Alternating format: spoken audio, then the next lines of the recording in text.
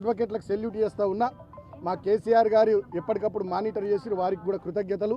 మా అడ్వకేట్లు మంచిర్యాలలో కానీ, చెన్నూరులో కానీ, హైదరాబాద్లో కానీ మాకు బెయిల్ రావడానికి వాళ్ళు బాగా కృషి చేసి వాళ్ళకు హృదయపూర్వకంగా కృతజ్ఞతలు.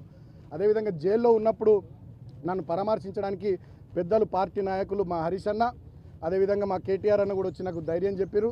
వారితో పాటు మాజీ మంత్రులు మా జోగు రామన్న గారు, వేముల ప్రశాంత్ రెడ్డి గారు, కొప్పులీశ్వర్ గారు, గంగుల కమలాకర్ గారు, అదేవిధంగా ఎమ్మెల్యేలు కోవ లక్ష్మక్క, మా అనిల్ జాదవ్ అన్న, కోరుట్ల ఎమ్మెల్యే సంజయ్ అన్న, అదేవిధంగా మా బావ కుత్బుల్లాపూర్ ఎమ్మెల్యే వివేక్ గౌడ్ గారు, మా సోదరుడు ఎమ్మెల్సీ షంబిపూర్ రాజు గారు, పల్లా రాజేశ్వర్ రెడ్డి గారు, అదేవిధంగా మాజీ ఎమ్మెల్యేలు మా కోనప్ప గారు, దివాకర్ రావు గారు, చిన్నయ్య గారు, మా గొంగిడి సునీత మహేందర్ రెడ్డి అక్క, అదేవిధంగా మా జాజుల సురేందర్ అన్న, ఇట్లా చాలామంది పెద్ద రాష్ట్ర స్థాయి నాయకులు కానీ, మా విద్యార్థి విభాగం సోదరులు కానీ, యూత్ విభాగం సోదరులు కానీ అందరూ వచ్చి నాకు మనోధైర్యాన్ని ఇచ్చారు.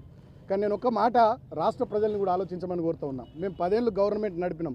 మేము ఎన్నడూ కక్ష సాధింపు రాజకీయాలు చేయలే. మీకు ఒక ఉదాహరణ చెప్తా రాష్ట్ర ప్రజలకు.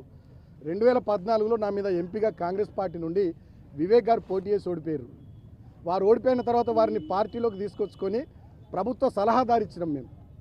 2018లో నా మీద చెన్నూరు ఎమ్మెల్యేగా కాంగ్రెస్ పార్టీ నుండి వెంకటేష్ నేత గారు ఓడిపోయారు. వారిని పార్టీలోకి తెచ్చుకొని 2019లో పెద్దపల్లి ఎంపీ చేసినాం.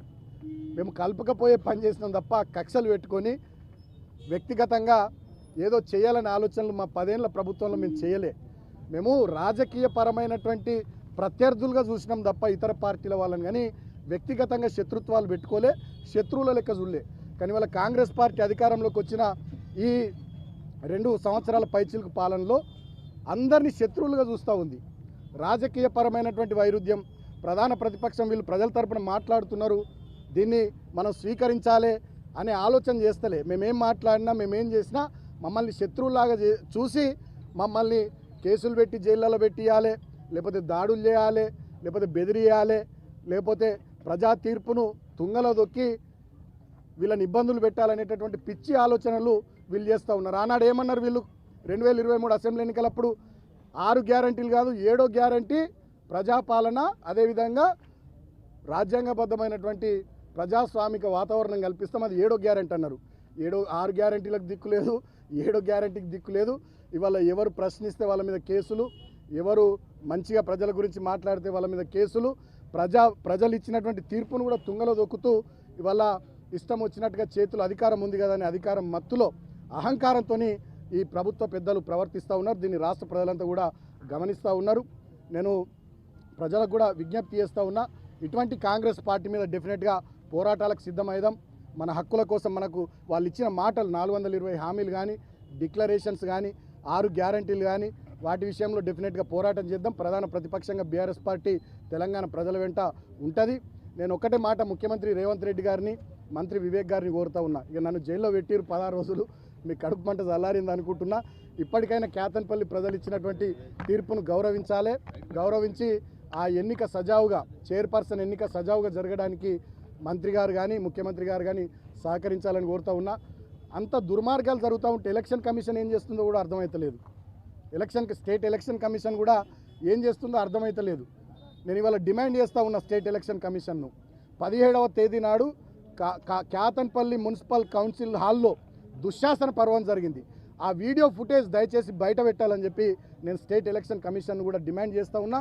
ఫేర్గా మళ్ళీ ఒక డేట్ ఇచ్చి ఎలక్షన్ జరిగేటట్టుగా, వీలైనంత తొందరలో చైర్పర్సన్ వైస్ చైర్మన్ ఎన్నిక జరిగేటట్టుగా, ప్రజా తీర్పు ప్రకారం అక్కడ మాకు చైర్మన్ వైస్ చైర్మన్ వచ్చేటట్టుగా స్టేట్ ఎలక్షన్ కమిషన్ ప్రశాంతమైనటువంటి వాతావరణంలో ఎన్నిక జరిపించాలని డిమాండ్ చేస్తూ, ఇన్ని రోజులుగా నేను జైల్లో ఉన్నప్పుడు కూడా నాకు సహకరించినటువంటి వాస్తవాలన్నింటినీ ప్రజల్లోకి తీసుకొచ్చిన మీడియాకు కూడా హృదయపూర్వకంగా నేను కృతజ్ఞతలు తెలియజేస్తూ, మా బీఆర్ఎస్ సోషల్ మీడియా వారియర్స్ రాష్ట్ర వ్యాప్తంగా కూడా ఇక్కడ జరిగినటువంటి అన్యాయం కానీ, మా విషయంలో చేసినటువంటి దుర్మార్గాలు, కాంగ్రెస్ ప్రభుత్వం మంత్రి వివేక్ చేసినటువంటి వాటిని ప్రజల దృష్టికి ఎప్పటికప్పుడు తీసుకొచ్చిన బీఆర్ఎస్ పార్టీ సోషల్ మీడియా వారియర్స్కి, నాకు అండగా ఉన్నటువంటి మా పార్టీ నాయకులకు, అదేవిధంగా విద్యార్థి విభాగం, యువజన విభాగం సోదరులకు, మా మాజీ ఎమ్మెల్యేలకు, మాజీ మంత్రులకు, ముఖ్యంగా మా పార్టీ పెద్దలు కేసీఆర్ గారు నాకు బెయిల్ రావాలని ఎప్పటికప్పుడు అడ్వకేట్లతో మాట్లాడి అన్ని విషయాలు మానిటర్ చేసిన గౌరవనీయులు తెలంగాణ తొలి ముఖ్యమంత్రి కేసీఆర్ గారికి, నాకు జైలుకు వచ్చి మనోధైర్యాన్ని ఇచ్చి పార్టీ మొత్తం నీ వెంట ఉంది, అధైర్యపడకు, గట్టిగా నిలబడని చెప్పి నాకు విశ్వాసాన్ని కల్పించిన, నమ్మకాన్ని కల్పించిన మా అన్న వర్కింగ్ ప్రెసిడెంట్ కేటీఆర్ అన్నకు, మాజీ మంత్రి హరీష్ అన్నకు హృదయపూర్వకంగా కృతజ్ఞతలు తెలియజేస్తూ ఈ సమయంలో నాకు అండగా ఉన్నటువంటి చెన్నూరు నియోజకవర్గం మా పార్టీ శ్రేణులు కానీ అదేవిధంగా మంచిర్యాల జిల్లా పార్టీ శ్రేణులు కానీ మరి ముఖ్యంగా ఇక్కడ స్థానిక మాజీ మంత్రి గారు మా మాజీ ఎమ్మెల్యే మా పెద్దన్న మళ్ళీ 100% 50-60 వేల మెజార్టీతో ఆదిలాబాద్ ఎమ్మెల్యేగా గెలిచే మా జోగు రామన్న గారు వీళ్ళంతా పూర్తి స్థాయిలో నాకు అండగా ఉన్నారు. వారందరికీ హృదయపూర్వక కృతజ్ఞతలు. అన్నిటికన్నా ముఖ్యంగా మా లీగల్ టీం హైదరాబాద్లో కానీ మంచిర్యాలలో కానీ చెన్నూరులో కానీ ప్రభుత్వం యొక్క కుట్రల్ని పటాపంచలు చేస్తూ పోలీసులు మొన్న రాత్రి 9కి నోటీస్ ఇచ్చేటటువంటిది ఉంటుందా జైల్లో, కస్టడీ పిటిషన్ నోటీస్ అని చెప్పి రాత్రి 9కి జైలుకి వచ్చి పోలీసులు నోటీస్ ఇస్తే నేను తీసుకోను, without consulting my advocates I cannot proceed, I cannot take అని చెప్పి నేను సీరియస్గా రాసి సంతకం పెట్టిన. అంటే రాత్రి 9కి తెల్లారి బెయిల్ వస్తుందని చెప్పి రాత్రి 9కి కస్టడీ పిటిషన్ తీసుకొని వచ్చారు పోలీసు వాళ్ళు.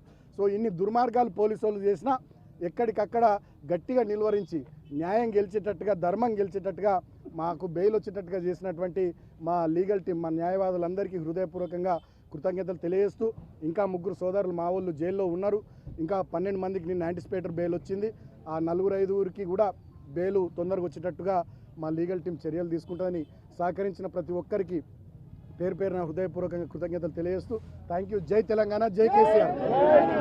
రామన్న కూడా ఒకటి కట్టుడు కదా, రామన్న కూడా ఒకటి కట్టుడు కదా, కట్టుకోవాలి.